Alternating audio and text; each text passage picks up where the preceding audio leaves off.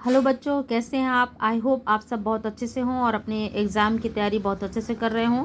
तो चलिए आज हम देखते हैं त्रिकोणमिति के अनुप्रयोग चैप्टर 9 से ऊंचाई और दूरी से संबंधित कुछ ऑब्जेक्टिव क्वेश्चन के लिए ट्रिक और ऊंचाई और दूरी से संबंधित जो बेसिक नॉलेज है वो देखते हैं। तो सबसे पहले हम देखेंगे कि इस चैप्टर में जो 3-4 बातें लिखी हुई हैं वो आपको जानना ज़रूरी है। तो यहाँ पे पहली चीज़ तो ऊंचाई लिखा हुआ है और दूरी लिखा हुआ है। तो जब हम ज़मीन से वर्टिकली माने ऊर्ध्वाधर कोई माप लेते हैं, मेज़रमेंट लेते हैं, तो वो कहलाती है ऊंचाई। ठीक है, उसे कहते हैं ऊंचाई। और जब हम ज़मीन से क्षैतिज क्षैतिज माप लेते हैं तो उसे कहते हैं दूरी। अब आप यहाँ नाम दे दीजिए A, B, C। और जब कोई वस्तु ऊंचाई पर रखी हो और हम उसे नीचे से ऊपर की ओर देख रहे हों, हमारी आंखें कहाँ हों, नीचे, ठीक, और वस्तु ऊपर रखी हो, तो जब हमारी आंखें नीचे हैं, वस्तु ऊपर है, तो हमारी आंखों से जो वस्तु पर जा रही है रेखा, उसे कहते हैं दृष्टि रेखा। दृष्टि रेखा। तो ये दृष्टि रेखा और क्षैतिज रेखा के बीच जो झुकाव होता है, उस झुकाव को हम क्या नाम देंगे, उन्नयन कोण। उन्नयन कोण, ठीक। और जब कोई वस्तु ऊपर न रखकर नीचे हो, जब कोई वस्तु नीचे हो और हमारी आंखें कहाँ हो, ऊपर, ठीक है, तो वहाँ हमारी आँखों और क्षैतिज रेखा के बीच, अब यहाँ क्षैतिज रेखा तो है नहीं, तो ये जो रेखा क्षैतिज रेखा है, इसी के हम पैरेलल समानांतर एक क्षैतिज रेखा, काल्पनिक क्षैतिज रेखा मान लेते हैं। तो वो क्षैतिज रेखा और हमारी दृष्टि रेखा तो यही रहेगी। हमारी आंखें अब ऊपर हैं, वस्तु नीचे है, या जब हम नीचे रहेंगे तो वस्तु ऊपर रहेगा, दृष्टि रेखा वही है। तो दृष्टि रेखा और क्षैतिज रेखा के बीच जो कोण बनता है, उस कोण को हम क्या बोलते हैं, अवनमन कोण। तो उन्नयन कोण और अवनयन कोण के लिए ऑब्जेक्टिव क्वेश्चन या फिल इन द ब्लैंक्स में सबसे ज़्यादा बात क्या ध्यान रखना है आपको, कि उन्नयन कोण में हम क्या करते हैं, ऊपर की ओर देखते हैं,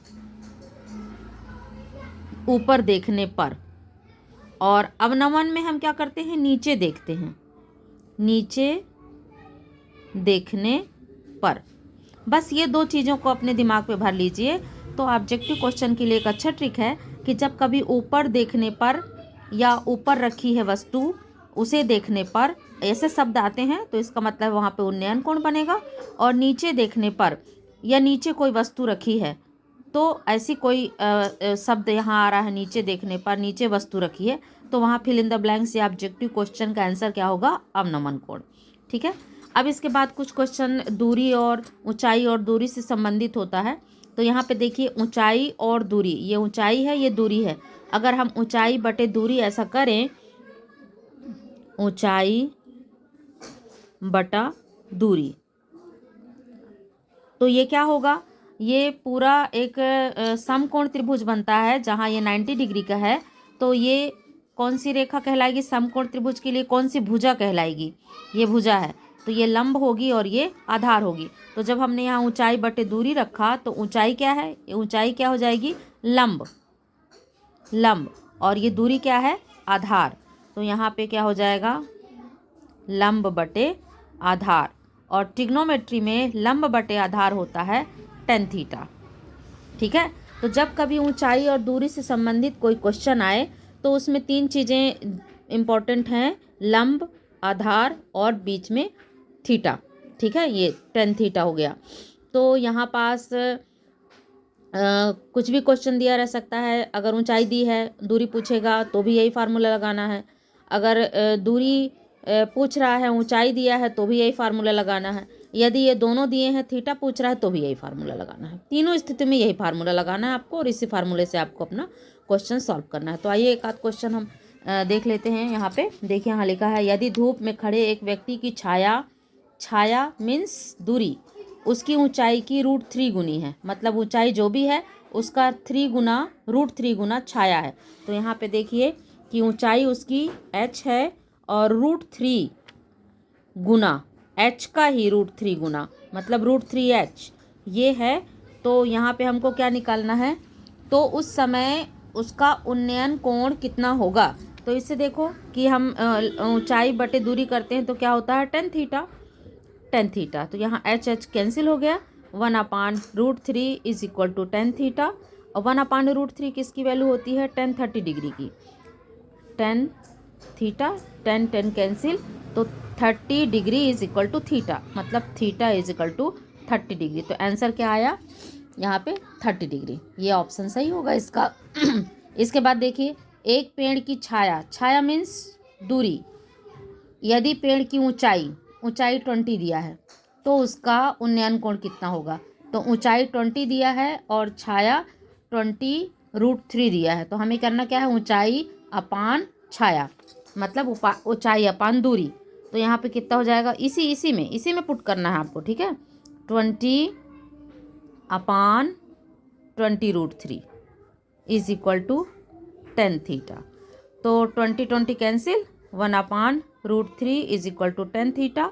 और अगेन वही चीज़ यहाँ पे वैसे ही, तो 10 30 degree is equal to 10 theta, और 10 कैंसिल हो गया, तो theta is equal to 30 degree. तो इसका भी ऑप्शन क्या हो जाएगा, एक पेड़ की छाया 20√3 मीटर है, यदि पेड़ की ऊंचाई 20 मीटर हो तो सूर्य का उन्नयन कोण कितना होगा, 30 डिग्री।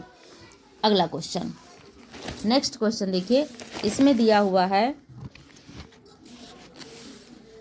दिया है कि यदि व्यक्ति किसी बिजली के खंभे के शिखर से देखता है, धरातल के एक बिंदु का अवनमन कोण 60 डिग्री है, ठीक है।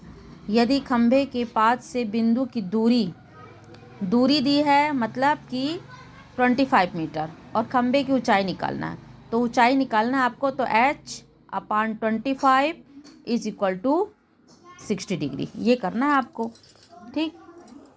फार्मूला यही रहेगा, ये ऊंचाई अपान दूरी, तो h/25 is equal to 10 60 degree. h निकालना है आपको, तो h इज इक्वल टू 25 और 10 60 डिग्री की वैल्यू √3। तो खंभे की ऊंचाई कितनी होगी, 25√3। इसका कौन सा ऑप्शन सही है, 25√3, ठीक। दूसरा देखो, पुल पर बैठा एक व्यक्ति नदी के एक नाव को देखता है जिसका अवनमन कोण 45 डिग्री है। यदि पुल की ऊंचाई माने h कितना है, 15 मीटर, तो नाव की पुल से दूरी तो वही करना अपन को, h अपान मतलब ऊंचाई अपान दूरी इज इक्वल टू 1045। यहाँ पास भी वही, ऊंचाई अपान दूरी मीन्स लंब बटे आधार इज इक्वल टू 1045। तो लंब और आधार कितना दिया हुआ है, इसमें ऊंचाई 15 दिया है, ठीक है, और दूरी निकालना है, तो 15 अपान दूरी इज इक्वल टू 1045 की वैल्यू सीधे रख दो 1। तो यहाँ पे क्या हो जाएगा, 15 इज इक्वल टू दूरी का 1 में मल्टीप्लाई हो जाएगा, तो दूरी मतलब कि दूरी भी कितना आ गया, 15 डिग्री, 15 डिग्री नहीं 15 मीटर, सॉरी 15 मीटर, ठीक है। तो इस क्वेश्चन से हम ये समझे कि जब कभी भी 45 डिग्री दिया हो अवनमन कोण या उन्नयन कोण, ठीक है, अगर 45 डिग्री दिया है तो ऊंचाई और दूरी दोनों इक्वल होते हैं। तो बस आप ये ट्रिक अपनाइए कि यदि 45 डिग्री दिया है तो इसका मतलब है कि जितनी ऊंचाई होगी उतनी ही दूरी होगी, ठीक है। कोई भी वस्तु यदि जितनी ऊंची पर अगर वो वस्तु रखा है तो उतनी ही दूरी से हम उसको देखेंगे, मतलब ऊंचाई और दूरी इक्वल होगा, या जितनी नीचे जितनी दूरी पर वस्तु रखा है ऊपर हम उतनी ही दूरी से उसको देखेंगे। तो अगर 45 डिग्री दिया है तो इसका मतलब है कि ऊंचाई और दूरी दोनों इक्वल होते हैं। तो यहाँ पे देखिए नेक्स्ट क्वेश्चन, पेड़ की छाया उसकी ऊंचाई के बराबर है। देखिए ये क्वेश्चन आ गया कि यदि छाया और ऊंचाई दोनों बराबर हैं तो सूर्य का माने उन्नयन कोण कितना होगा, 45 डिग्री। अगला क्वेश्चन, यदि मीनार की ऊंचाई और छाया की लंबाई समान हो, फिर से बराबर है, तो सूर्य का उन्नयन कोण कितना होगा, ऊंचाई और दूरी दोनों बराबर है, तो कितना होगा इसका आंसर, 45 डिग्री, 45 डिग्री, ठीक है। इसके बाद, एक भवन के पाद से 30 मीटर की दूरी से भवन के शिखर का उन्नयन कोण 45 है। देखिए 45 डिग्री आ गया, इसका मतलब भवन की ऊंचाई, तो ऊंचाई और दूरी यहाँ पे इक्वल होंगे, ठीक है। तो 30 मीटर की दूरी है तो भवन की ऊंचाई भी कितनी होगी, 30 की होगी। तो 30 का ऑप्शन कौन सा है, ये वाला, ठीक है। तो ये सही है इसका। नेक्स्ट क्वेश्चन, एक 60 मीटर ऊंचे खंभे की छाया 2√3 मीटर लंबी है तो सूर्य का उनतास कोण कितना होगा। तो देखो यहाँ पास ऊंचाई बटे छाया दूरी करनी है ना, तो ये देखो ऊंचाई अपान √3 करना है, और इसके बाद फिर 2 से 6 कट गया, 3√3 और 3√3, और यहाँ पास इस √3 का हम क्या करेंगे, परमेयीकरण कर देंगे। मतलब इसको अच्छे से यहाँ समझ लीजिए कि आपको करना क्या है, ऊंचाई आपका 6 है और छाया आपकी 2√3 है, ठीक है। तो आपको यहाँ करना है 6 अपान 2√3, तो ये 2 कैंसिल हो गया, तो आया कितना 3√3। अब ये 3√3 नीचे है, हर का परिमेयीकरण करेंगे तो ऊपर हम और नीचे √3 का मल्टीप्लाई कर देंगे, तो ऊपर आ गया 3√3, और √3 का मल्टीप्लाई हुआ तो 3, तो ये 3 कैंसिल हो गया, तो बचा कितना √3। और ये √3 10 में किसकी वैल्यू होती है, 10 60 डिग्री की वैल्यू होती है। तो थीटा इजकल टू कितना आंसर आएगा, 60 डिग्री। तो यहाँ पे इसका आंसर कितना हो जाएगा, 60 डिग्री, ठीक है। तो इस तरीके से जो क्वेश्चन आएंगे ऊंचाई और दूरी से संबंधित क्वेश्चन जितने भी आए, तो आपको इस ट्रिक से उसको सॉल्व कर लेना है। बस ऊंचाई और दूरी में 45 डिग्री है तो ऊंचाई और दूरी इक्वल होगा, इसमें ज़्यादा सोचने की ज़रूरत नहीं है। बाकी अगर ऊंचाई दिया है, दूरी पूछा है, तो भी थीटा का वैल्यू रख करके निकाल लेना है, और अगर जो भी जैसा भी क्वेश्चन है तो उसको इसी तरीके से सॉल्व कर लेना है, ठीक है।